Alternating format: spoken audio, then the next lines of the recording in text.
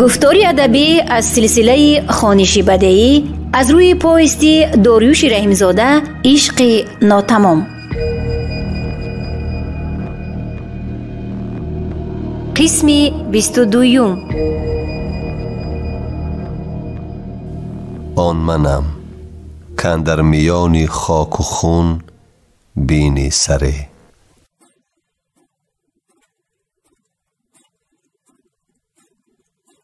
همین زمان مثل پریر شب گرم گرم بی پای اسب برآمد. من فهمیدم ظلمه وعده اهریمنی خود را بجا آورد. راستی گپ از احساس این واقعیت درق می لرزیدم. بیشتر نه از ترس بلکه از تحقیر، بی ناموسی، غریبی، بی کسی، بی دادگری ملکی که ما اسلام و مسلمانی گفته خواستیم در پناه شریعت زندگی بسر بریم. در حقیقت دمی نگذشت که ظلمه اسب سوار با خنده ضحاکانه به کپه خسی سر خلاند. غریب، غریب، اسب ظلمه پلوان را بند، زین و لجم فرر، بعد خواهی بیا تماشا کن، نخواهی بیره بگرد گفته قاه قاه خندیده از اسب فرامد و کلویده رفته خرامان را به آغوش گرفت و خرامان هم اقلاً برای خاطر شبهرش یگان مقابله از خود نشان نداد. از دهان و سر و منگل این نابکار بوی بنگ می آمد، گویا با خودش لینچه نشه آورده باشد. گفتم صاحب، یک آدمی نیمتنه هستم، بیمارم، زوری من دیگر به زین و اسب نمی رسد. کو اینجا بیا، بخاری تو گپی ظلمه پلوانه نمی گیری؟ فرمود آن برزنگی. علاجی گریز نبود، آمدم. چشمانش از شدت تأثیر بنگ از کاسخانه سرش برآمده بودند. در جایش مثل درختی تنومندی که شاخه هایش را شمال سخت می جنباند اما پایش پابرجاست می کلاوید. با تمام قوت به پیشانیم یک مشت زدنی شد. هوشیاری کرده خود را به شست به قفا به کنج کپه پرتافتم. اگر به من ساز می رسید مرا امکان زنده ماندن نبود. ضرب خوردگی حدی یک کمی بود. آن دیوی بنگی افتیدنی مرا دیده به دست چپش به منی به پشت غلطیده اشاره کرده لذت برده طرف خرامان یک خنده قهقهه غالبیتی نمایشکارانه کرد. من خود را سخت ضرب خوردگی و نیم بیهوش گرفتم. خرامان یا از ترس یا احساس دیگر بود یا گمان میکرد که از این مشت و زهر خنده غالبیت و قناعتمندانه این خوک یابایی به پیشانی من مردم یا بیهوش و گوشم که خودش به فرمان آن ظالم رخت خواب را مؤدبانه درست کردن گرفت. آن دیو صورت مثل شب پیشینه کمربند چرمی خود را از میان کشاده، شمشیرش را از غلاف برآورده، در نیمی دستی راستش به اندازه‌ای که در یک نفس میتواند آن را گرفته هجوم یا خود را حمایه کند ماند. دمی تیغی برای شمشیر در روشنایی شم یلقاس میزد. من منظره حرامیگری و زیناکاری این عجوبه را با هزار درد و الم، حقیری و ناتوانی تماشا می کردم. چون این حالت ننگاور را در یگان ملک کفار کسی ندیده است و در یگان روایت هم نآمده است، از کسی هم نشنیده است. زیناکاری این البستی تخمین 1.5-2 ساعت ادامه یافت. در این مدت من یگان مقاومت و نفرتی خرامان را نسبت به آن غول احساس نکردم که این آتش رشک، علم و قهر و غضب مرا از حد برون آورد. آن البستی با کشیدن بنگ مست و الست باشد هم سری هر چند وقت یک به شمشیر و یک به منی بیهوش و گوش نگاه کرده می استاد. چیزی که در عالم تصور کردن ممکن نبود با چشم خود دیدم. چون این فاجعه معنوی را حتی گروهی حیوانها تحمل نمی کنند. من از جان خود گذشته آماده بودم که با دست خالی با تمام قوت گلوی این حیوان صفت را گرفته او را بوقی کنم. وقتی ضرورت چون نماند گریز، دست بگیرد سری شمشیر تیز. ننگ و ناموس، تشنگی انتقام نسبت به تحقیر غیر انسانی، نسبت به غریبی که از بالشوای کفار و باسمچی دزد و غارتگر گریخته به ملک شریعت برای عدالت آمده است، علمی مرا بیشتر النگ می‌زد. دل من پر از نفرت و کین بود تا توانم تن این ناخلف را سری زوبین کنم. عزمی حداقل در یک وجب چنین ملک خدا فراموش شده نشان دادن عدالت هر نفس بر من غالبیت پیدا می‌کرد. تصور می‌کردم که این درنده به خون و ننگ و ناموس ده‌ها صدها چون منی مظلوم ضامین است. از این جهت بنده سستی بدن اثر بیماری را به پورگی فراموش کرده بودم. مثل پلنگی که با اژدها در نبرد می شود در کمین برای هجوم آمادگی می دیدم، اما برای حمله ناگهانی خود را کاملا در بیهوشی و بی حرکتی و برجا ماندگی نشان می دادم. تخمین نیم ساعت دیگر سپری گشت. کپه خسی را بوی عرق آدمی و بنگ فرا گرفته بود. ناگه آن پلید: خانم، مگه چای پای نداری؟ از تشنگی حلی به خدا میمورم گفت. آب هست صاحب. آواز بنالیش مانند چریقاسی کنیزکی به سپاسگزاری عمل موافق خرامان برآمد. بیدی، امر داد آن نحس. دستم نمی رسد. انا در این بالاست، در پیش شم. انا آن طرفتر، گفت خرامان. آن حیوان صفت از بالای تومه خامش فرامده دست چپش را سمت کوزه یازاند که نرسید. من این را دیده آهسته نیمخیز شدم. از بس که پشت و پاهایم در زمینی لوچ خاکی بود، جنبش من یگان صدای از خود نمی برآورد. لندهور ظالم که نامش به خودش موافق بود دست خود را خوب یازانده سمت کوزه کج کرد. در این اثنا پایهای او قریب که به من می رسید و بدن آن کثیف در مناسبت به آن جانزادی در زیرش بوده نمودی قیچی با تمام کشاده، یک دمی بالا مثل بلا و دمی پایان مانند آه و بره را گرفته بود. کوشش کرد با دست چپ اما نتوانست. مجبور شد آن را به زمین چون تکیه‌گاهی موازینتی ماند، دست راستش را دراز کرده به نوک چنگالهایش زمین را خراشیده کوزه را گیرد. چون ظرف در نزدیکی شم بود، این حرکت بدن او که هیچ نمیخواست از سیدش جدا شود به تمام مد نظر من می نمود. احساس کردم که بعد از این معطل مرگ است. خواستم بیزنم، بیبرم، بیشکنم، بیدرم. با آهستگی از جا خیستم. انیق 2 قدم پیش رفتم. همین طریق خم شده شمشیر را با احتیاط از زمین برداشتم که حتی خرامان هم خبر نشد. اکنون کاری آهستگی تمام شده بود.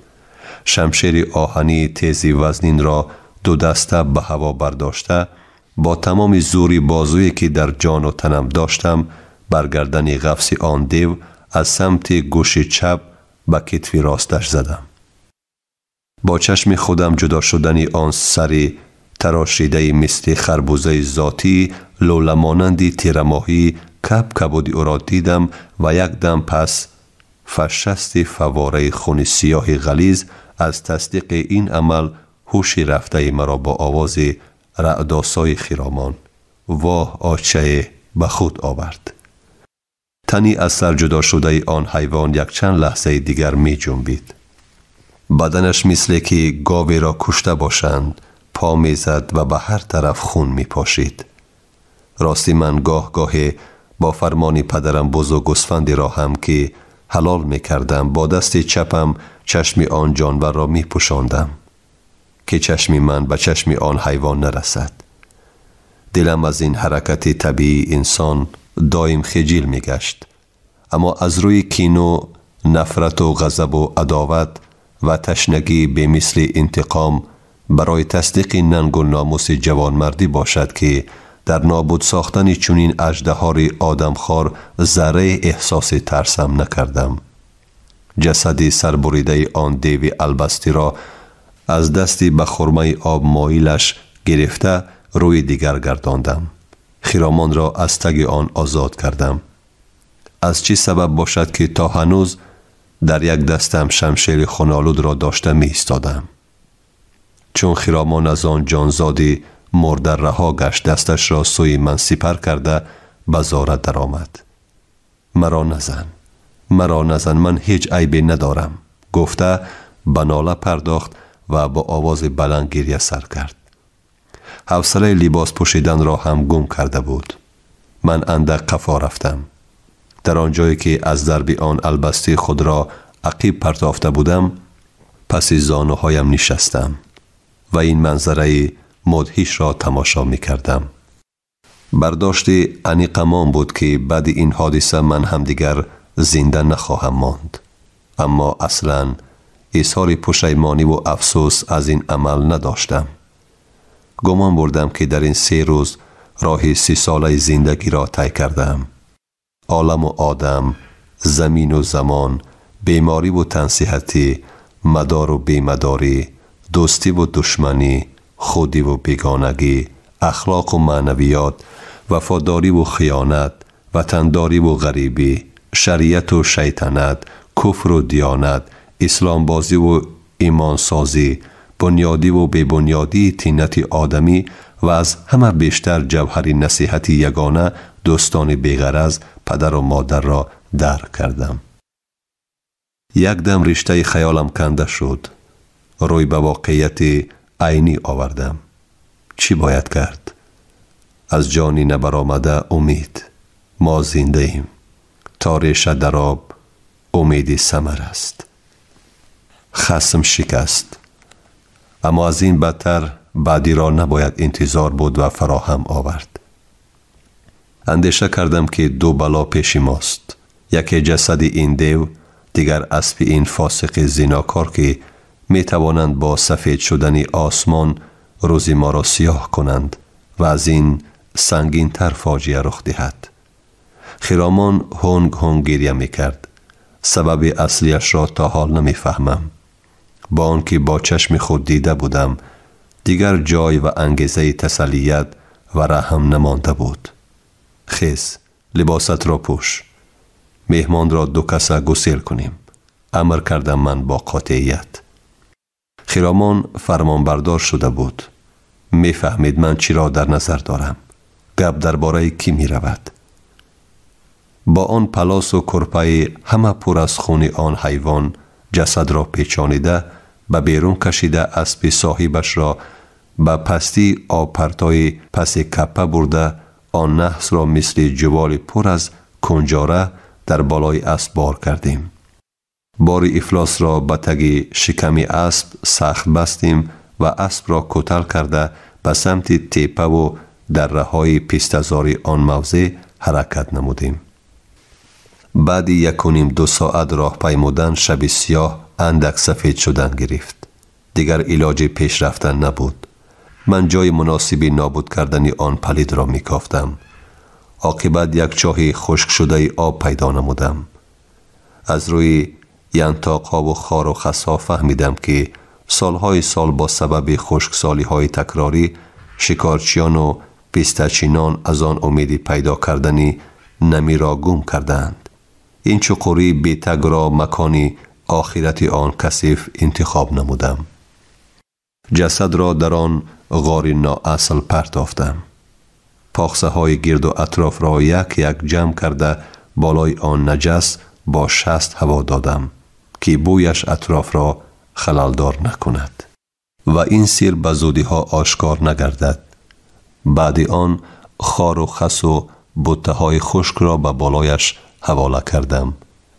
اسب آن خصم را با 1 ساعته دیگر راه پیمودن در یک پستی دشوار فرا جفس به درخت استوار سخت بستم که همچون سزا در این قسمت شرقی گذر غریبان که شبهای دراز آوازی الاس گرگان و شغالان می آمد به وسیله صدقه 3 روزگی آن البستی بدمور استفاده شود. با روز شدن به کپه خسی برگشتیم. من مشکا را گرفته از جویبار آب آوردم. در منزل خوراکه نمانده بود.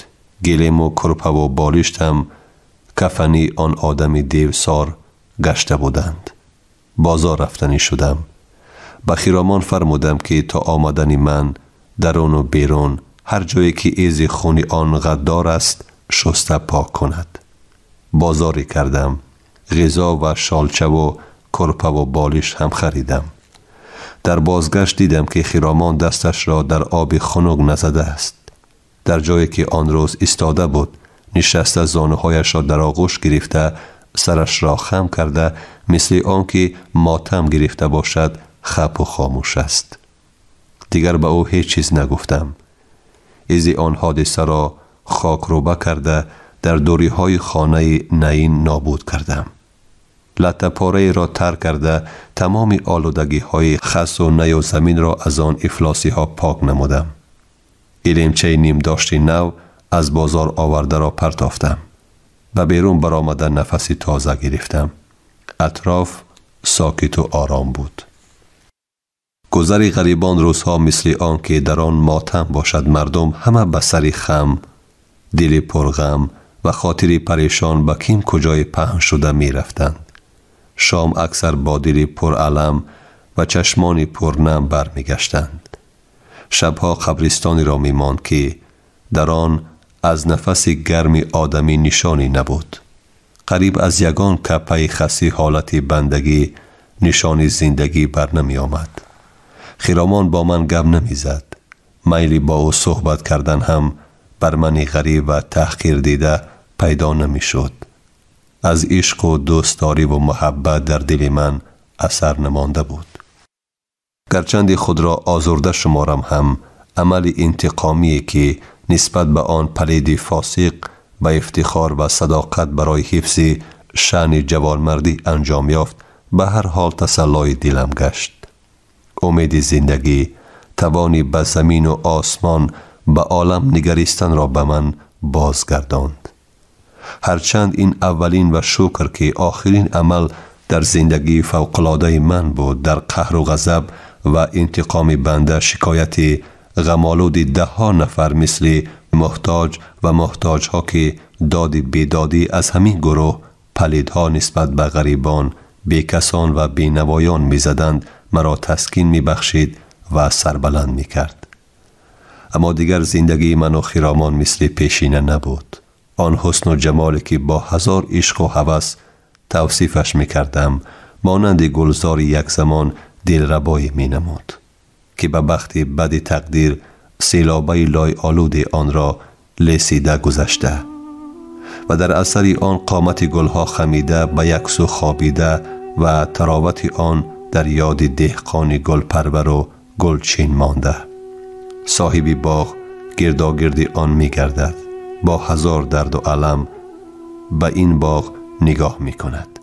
افسوس می خورد که موسم گل و لاله هنوز نگذشته، اما باد خزان و روزگار بی امان تراوت این چمن را به یک بارگی به دشت و دمن و کوه و بیابان را بوده. اما شیطان ناامید، آدم به امید.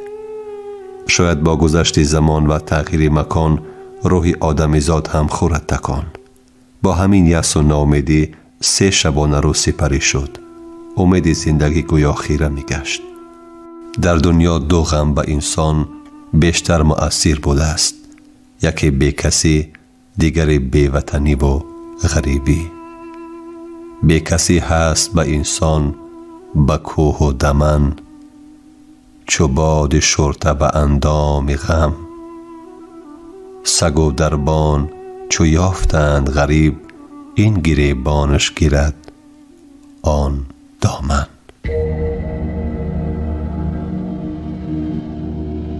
شما گفتاری ادبی را از سلسله خوانش بدیعی از روی پوستی داریوش رحیمزاده عشق ناتمام در قرائت دلشادی الصمد شنیدید. کارگردان خیرالله فتح‌الله، محرر عابدجان سعیدزاده.